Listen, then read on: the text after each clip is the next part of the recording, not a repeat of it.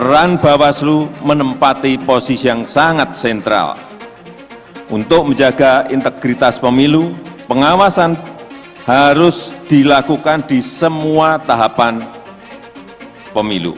Seluruh prosesnya harus diawasi dengan sangat cermat, ditangani dengan sangat hati-hati untuk mewujudkan sekali lagi pemilu yang bersih. Kami dapatkan banyak sekali wawasan bahwa memang problem tempat ibadah ini bukan hanya problem politis, tapi problem substantif yang harus dibicarakan bareng-bareng, tidak bisa oleh satu pihak. Karena itu nanti ke depan Pak Menteri bersama-sama dengan stakeholder yang lain melakukan penetrasi agar tidak menyalahgunakan tempat ibadah sebagai kegiatan-kegiatan politik praktis yang pertama. Yang kedua, terhadap kegiatan-kegiatan yang ada sekarang, kita memang hanya berupa himbauan aja, tidak lebih dari itu. Itu mungkin yang bisa kita lakukan bersama dengan Kementerian Agama Republik Indonesia berkaitan dengan tahun-tahun politik ini. Teman-teman sekalian, saya melihat bahwa ini adalah bagian dari ketidaktegasan KPU atau Bawaslu untuk mengatur bagaimana persoalan yang kita hadapi sekarang. Apakah ini persoalan sosialisasi ataukah ini persoalan kampanye? Memang benar kalau kita mengacu kepada pasal 275 terkait dengan kampanye itu mengatur mengenai metode kampanye. Tapi juga diatur dalam pasal 279 yang mengatakan bahwa kampanye tersebut harus diatur ataupun waktunya harus diatur dengan keputusan KPU. Sampai sekarang kan tidak ada pengaturan soal kampanye. Dan kalau kita mengacu kepada peraturan KPU, KPU selama ini mengacu kepada peraturan tahun 33 PKPU 33 2018. Itu mengacu kepada pengaturan kampanye untuk tahun pemilu 2019. Jadi kalau sekarang kita mengatakan apa yang terjadi sekarang ini kita dalam keadaan di mana ketidakaturan, apakah ini sosialisasi dan atau tidak ada aturan kampanye. Dan kalau kita melihat di dalam proses, misalnya apakah ini masuk dalam konteks politik uang? Pertanyaannya adalah siapa yang sebagai pelaku politik uangnya? Padahal calegnya belum ada, kemudian balonnya juga belum ada. Kalau mungkin itu masuk dalam kategori start kampanye, kampanye kapan, Bang? Kan belum ada pengaturan, Bang, kampanye kapan. Kita bisa mengatakan sesuatu itu di luar jadwal kalau jadwalnya ada. Betul. Ya kan, Bang ya? Bang ya. Sekarang kan jadwalnya tidak ada. Karena jadwalnya tidak ada, jadi tidak ada kita katakan di luar jadwal. Kalau katanya ada namanya curi start kampanye, pertanyaan saya, start kampanyenya kapan, Bang? Kan tidak ada pengaturan soal start kampanye. Blunder lagi, Bawaslu macam lindungi elit Megawati, mereka bolehkan penggunaan rumah ibadah. Dikutip dari Warta Ekonomi Jakarta, pengamat politik Ray Rangkuti menyoroti tak adanya pemberian sanksi maupun peringatan atas manuver bagi-bagi amplop merah yang dilakukan PDI Perjuangan. Dirinya keheranan dengan hal tersebut dan mengatakan sebuah blunder besar telah dilakukan oleh Badan Pengawas Pemilu.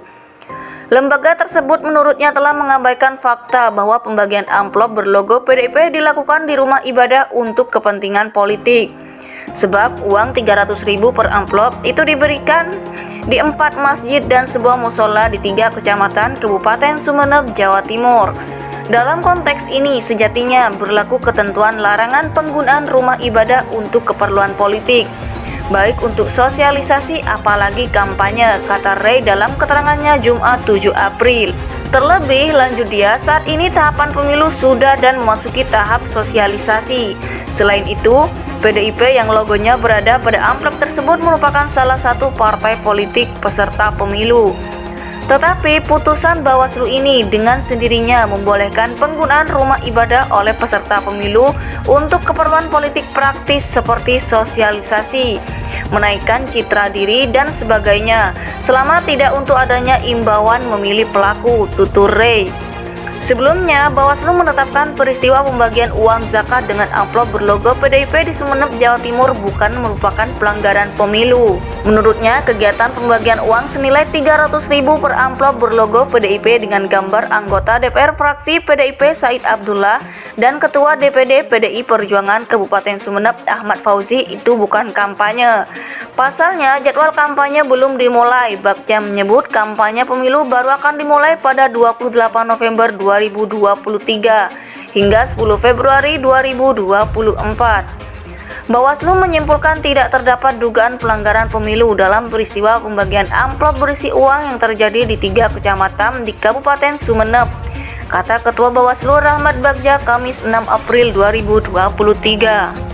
Dirinya keheranan dengan hal tersebut dan mengatakan sebuah blunder besar telah dilakukan oleh Badan Pengawas Pemilu.